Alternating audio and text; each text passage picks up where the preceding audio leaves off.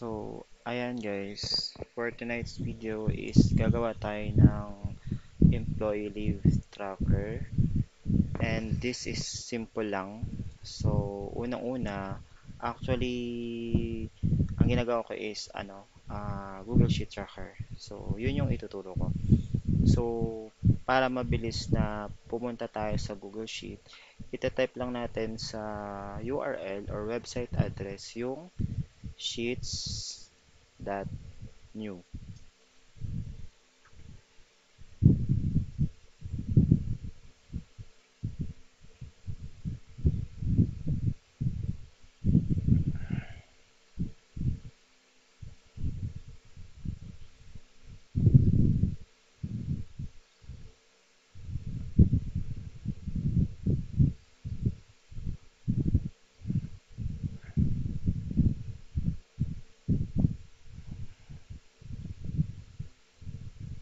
Yan, close lang natin. And then, pangalanan natin, employee leave tracker. So, ito ilalagay ko lang to.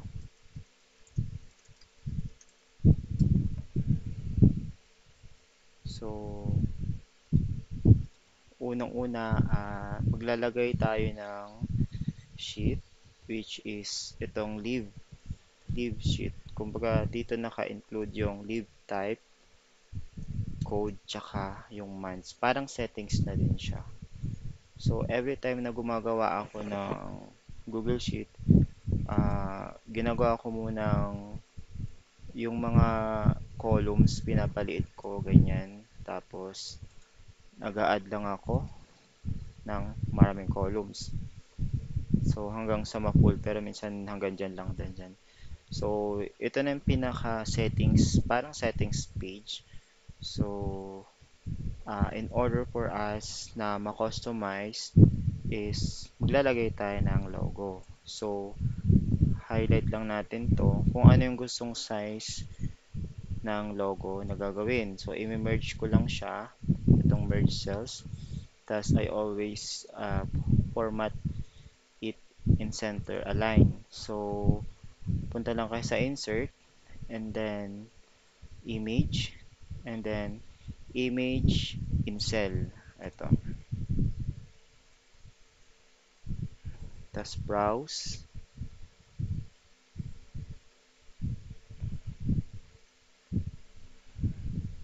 And then, hanapin nyo kung saan nakasave yung logo. So, in my case, nasa desktop siya.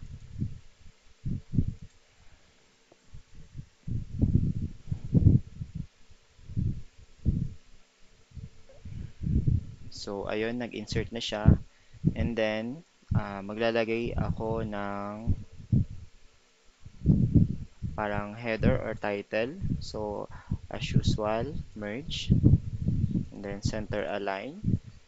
Vertical and horizontal. So, maglalagay na rin ako ng background color. And then, type natin. Employee leave. So, bahala na kayo kung settings, employee leave, or kung ano man. So, lalagyan ko lang siya ng outside border. And then, palaking ko lang ng ang up to 12 na font size. And then, maglalagay ako ng leave type. So, dito, merge, tapos center align, leave type. Ayan. Tapos, ano ba yung mga leave? So, since this is an example lang naman, maglalagay lang ako ng tatlong type ng leaves. So, syempre, yung mabenta, vacation leave. Tapos, so, para mabilis, ikakopy ko siya, and then, i-paste ko siya as format. So, para hindi na ako parang copy lang siya. Parang format painter style. Ganyan. So, sunod ay sick leave, and then emergency leave. Tapos, dito yung code.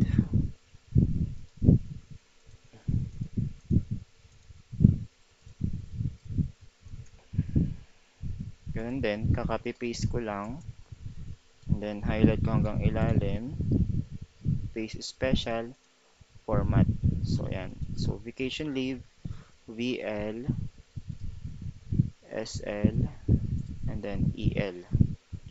So, pagandahin lang para magmukhang hindi bare yung design. So, dito rin mapapractice yung inyong skills sa pagde-design ng inyong mga Google Sheet template. Next is months. So, as usual, merge, center align and horizontal, and then lagyan natin ng title. Mali. Tapos copy. Tapos bilang nila natin, January, February, March, April, May, June, July, August, September, October, November, December. And then paste natin as format. So, so ang ginawa ko guys is January 1, 2025. Mamaya natin i-format. So, 2, 1, 2025. Yan. Tapos format na natin siya as yung magiging January 1-January-2025. So, punta lang kayo dito sa taas, yung 1, 2, 3, and then select nyo yung custom date and time. Tapos, purahin natin to lahat. Ulitin na lang natin. Delete. Tapos, day. Tapos, naka 5 yung format. Tapos, dash. Tsaka month. Naka 3. Yan. Month as abbreviation. Tapos, year. Full numeric. Tapos, apply. So, yan. So, nakita nyo yung changes. Ganyan yung kanyang format. And then,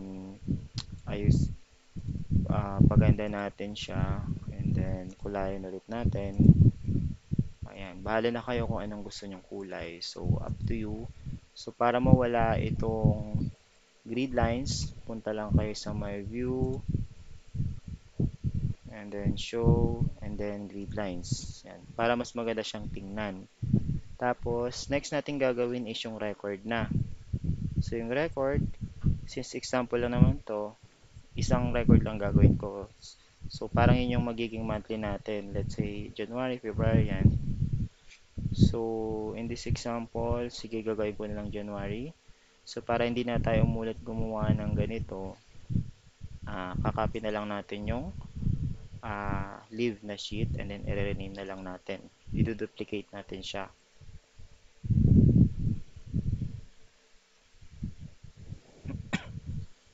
So, pagka-duplicate, ito, rename na lang natin. Click natin yung arrow down and then rename. Tapos, let's say January. Hindi na yung record. January. Mali yung spelling. So, ang pag-rename, pwedeng dito. Pwedeng double click ng mabilis. 2 beses. Yan. So, yan. So, ito is para madaling magbura or mabalik siya sa dati. So, balik na lang natin yung grid lines para hindi tama ito. Tanggalin natin mamaya. So, ang ginagawa ko para mabilis kasi magbura-bura pa ako. Yan. Ginawa ko, sinuselect ko yung cells na walang laman para i-copy nyo lang. Ayan. Then, palitan natin to. Let's say, ang ilalagay natin ay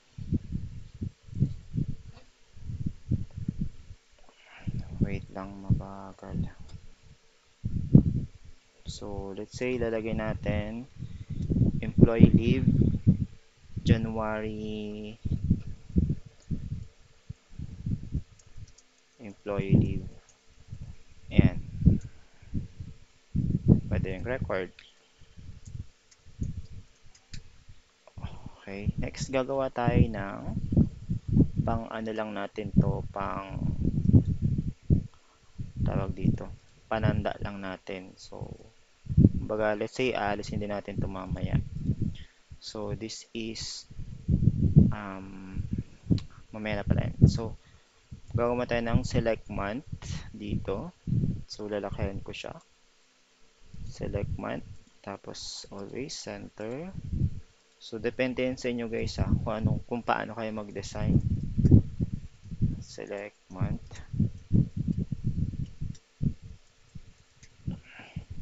And then,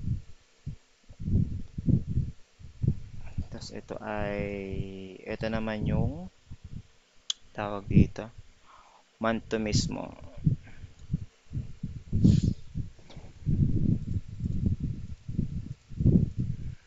So, dito, gagawa tayo ng drop down list. So, madali lang yan. Punta lang kayo sa data. And then, data validation. Add rule. Criteria. Drop down from arrange. So, click nyo itong table. And then, punta kayo sa leave. Tapos, select nyo yung mula January hanggang December. Since naka-merge cells siya, so, ang gagawin nyo dyan is K10 to K21. So, ang kailangan naman natin is itong K na column. So, pagawin na lang natin itong K. Ayan. Okay. Tapos, so, ang ginagawa ko lagi is, ginagawa ko yung, instead na chip, arrow yung ginagawa ko. So, done. So, let's say January.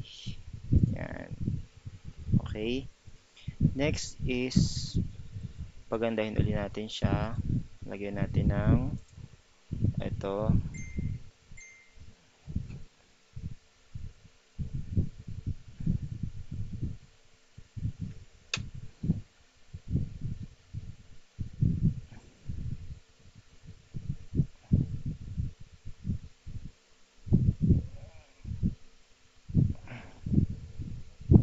Wait lang guys. Ayan. Tapos, lagyan natin ng kulay. So, let's say, iba naman. Medyo darker. So, ang ginawa ko dito ang technique, nagda-dark. Tapos, yung parang, if-feel nila is medyo light. So, para may pagkakaiba ng konti. And then, name. Yan. Since mahaba ang name, yan. So, ganyan kahaba. Tapos, yan, center. And then, dito na yung name ng inyong employee. Lawrence. Ito guys, basic lang to ha. So, kayo na bahalang magpaganda. And then, mali pala. Dapat ito yung header. Employee name. And then, dito yung ID. ID number. Tapos, yun lang. Kakopy ko siya. And then, let's say hanggang 30. Tapos, space special natin para mag-copy yung format lang. Ayan. Para di na kayo mahirapan mag-format isa-isa. Then, employee name. And then, 2025-001. Jose Rizal. 2025-002. Okay. Next is, ito na yung sinasabi ko sa kanya kanina. Pananda lang natin to. So, dito ko ito ilalagay. So, this is 1. Kukunin kasi natin yung, 'di ba ito January. So, yung numeric number, numeric month. So, 'di ba pag January 1, February 2, ganun. So, kunin natin 'yan, equals tayo, and then month, tapos tab lang, and then click mo yung cell na may ito, drop down, and then enter mo lang siya. Yan. So, magpapalit yan. Let's say, pag February, di ba, 2. And tapos, February, ganyan, 3. Ay, 3. So, yan, papansin nyo. So, balik natin sa January. Then, maglalagay ako dito ng index. Tapos, yung reference na, ano, reference dito. Wait lang, ang bagal. So, highlight natin to. And then, K.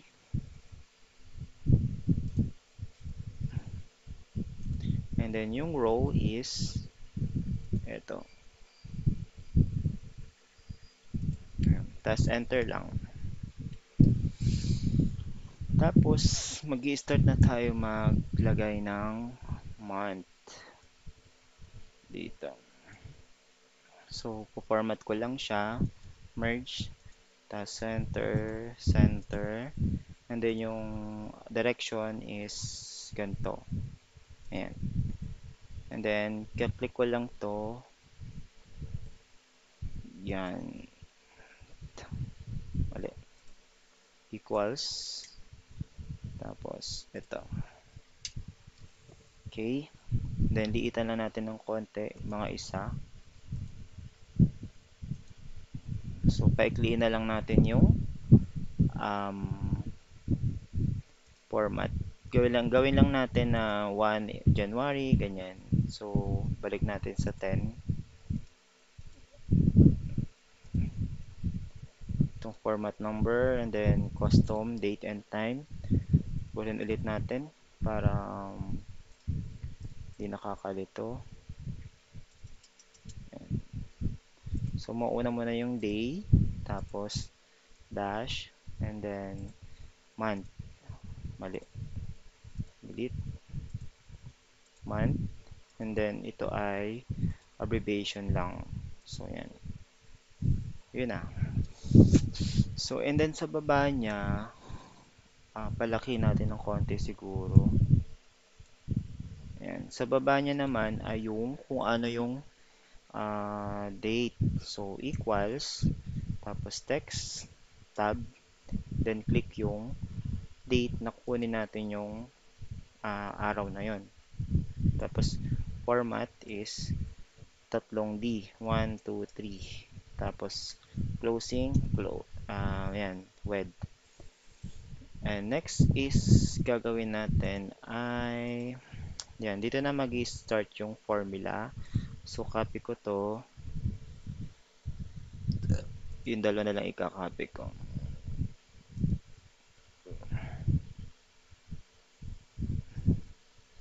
Wait guys, nagbabagal siya.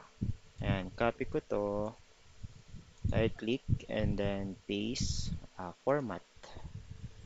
Tapos dito, ito na yung formula papasok. So, if tayo, pag ako gumagawa ng formula guys, kinukulot ko kaagad siya. And then, babalik ko lang sa gitna. Para hindi ko na malimutan. Minsan kasi nakakalito kung ilan na ba yung opening natin. Siyempre, papantay ng closing. Doon ako mas nalilito. Kaya ang ginagawa ko, kino-close ko kaagad siya and then bumabalik lang ako sa gitna.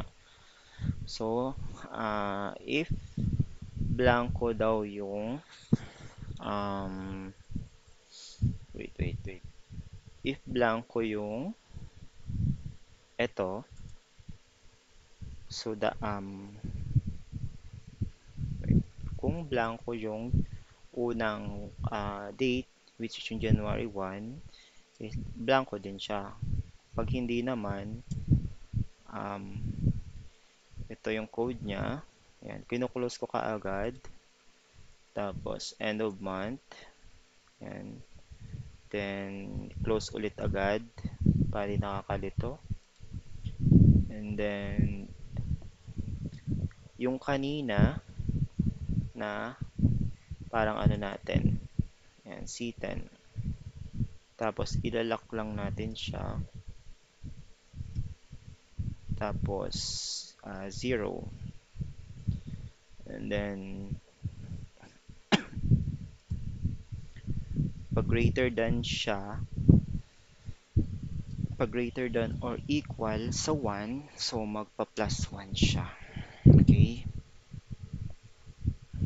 So, kapag and greater than equals, so yung code ilalagay ko na lang sa may description nitong video. Tapos plus 1, tapos comma, tapos click nyo dito, plus 1. Yan, and then enter lang. So, yun na, mag-ano na siya, magpa plus 1 na siya hanggang sa ma-reach na yung 30. So, ito, ikakopy na lang natin, idadrag lang natin siya. Ayan, tapos mula dito, idadrag na natin siya hanggang umabot siya sa may 31. O, yun. So, 31, buray na natin to. Ay, bakit ito false? 31, 31. Bakit nag-false siya? Okay. Wala na din pala to. So, ito na siya. And then, maglalagay tayo dito ng yung kanina. So, palaki ulit natin to.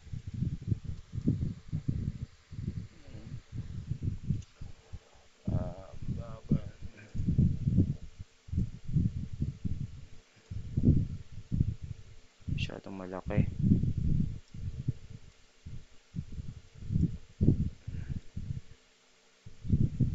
Yan, okay na siguro yan.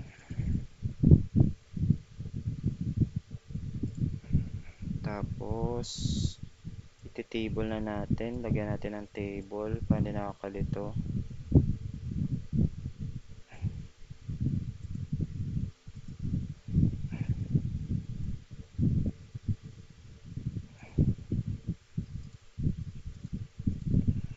Ayan.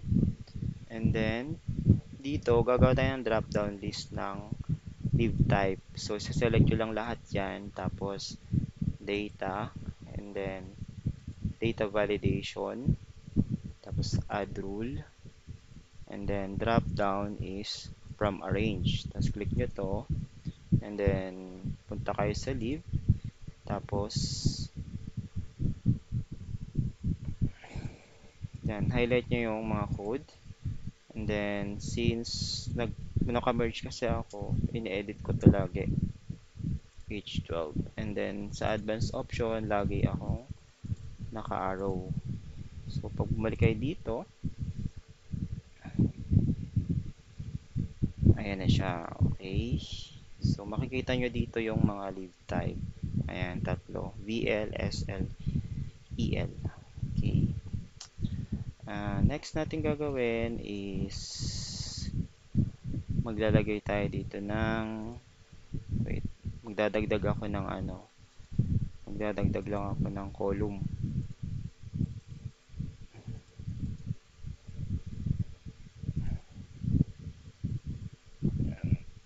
Damihan lang natin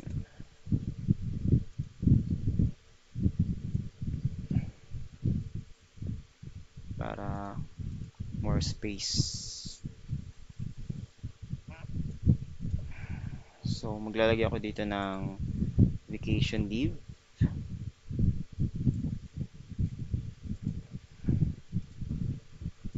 Vacation leave.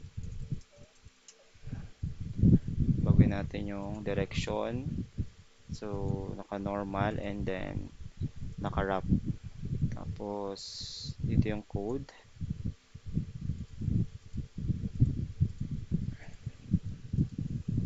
Naka-normal na yan. And then, naka-wrap.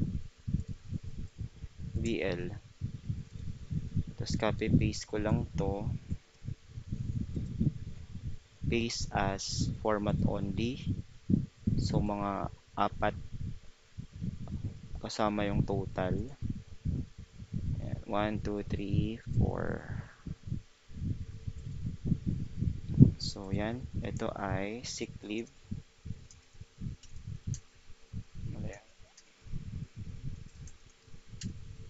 Ito ay emergency leave.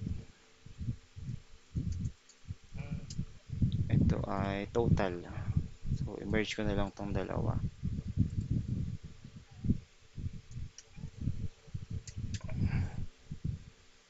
Ito ay SL, ito ay EL.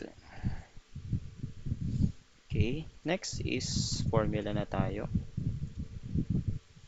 So, ito is simple formula lang naman siya, count if. So, before that, copy muna natin tong format na to. Mali. So, highlight natin hanggang ilalim. Paste as format only. So, same naman dito sa total. Format only. So, ayan na. So, count if lang natin. Bibilangin lang naman natin yung yan. So, according dun sa syntax, range. So, bibilangin niya mula dito 1 hanggang 31. And then, ilalak lang natin yung ito, yung column. Yan. Mag-lock is F4 or kaya mano-mano yung i-type yung $sign sa column.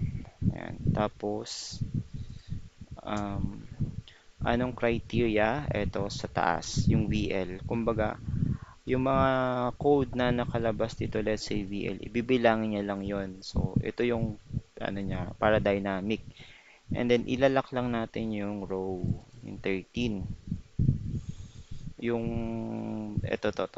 Ilalak niya lang tong part na to. Para pagka dinrag natin is, yun siya. So, enter. Ayan. So, kakopy paste lang natin to.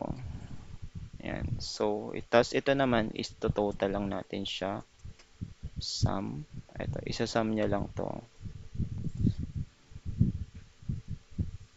Ito yung isa-sum niya. Ayan. Enter. So, magsasample tayo. Let's say sa VL. Ayan. Bibilang niya lang yan. Tapos, ito total niya lang tong tatlo. Let's say VL.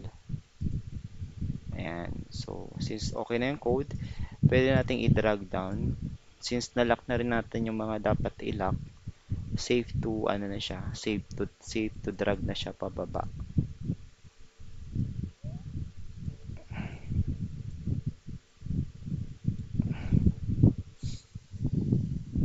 Ayan. So, let's say dito naman kay Jose Rizal, nag-SL siya.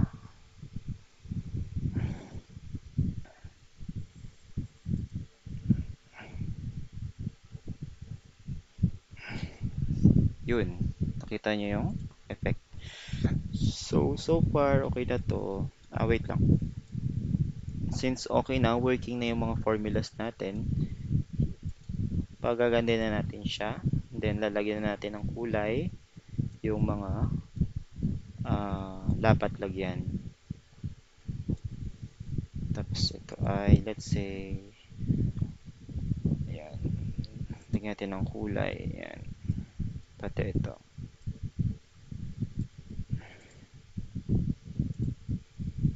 Ayan. So, sabi ko nga guys, ito na is pananda lang to. So, hindi natin siya buburahin. Papalitan lang natin ng wait lang, delete row. Papalitan natin yung font color niya ng white para hindi ano tingnan. Ayan. So, pag nagpalit tayo dito, so this is for January kasi. So, ika-copy paste lang natin to, duplicate for February naman. So, double click para sa mabilisang pag-rename. Yan. Tapos, pag clinic natin to or pinalitan natin to ng February, automatic mag-change yung month and then yung mga days. So, yun yung kagandahan kasi may formula na siya. Okay? Then, i-rename na lang din natin tong sa taas. February. So, yun guys. So far, so good na tong natin. So, buburahin ko lang muna to. Pero ganun yung gagawin kapag whole year siyang gagawin. Kaya ako siya binura kasi papagandahin ko pa siya. So yan. So ito extend natin dito. Yan. This is super super simple lang na leave tracker. So kung marunong naman kayo sa Excel, then you can copy this tracker. You can create, I mean. And kung gusto niyo, kung tinatamad naman na kayong gumawa, this is available sa aking shop online sa lawrencelaudeniodigital.com. Yun ay more ano siya, more polish and maganda. Okay? So, yun lang guys. Um, I hope na may natutunan kayo sa video na to, and don't forget to like, comment, share, and subscribe dito sa aking channel para kapag may bago akong tutorial na gagawin is or ginawa is ma-notify agad kayo. So, yun lang.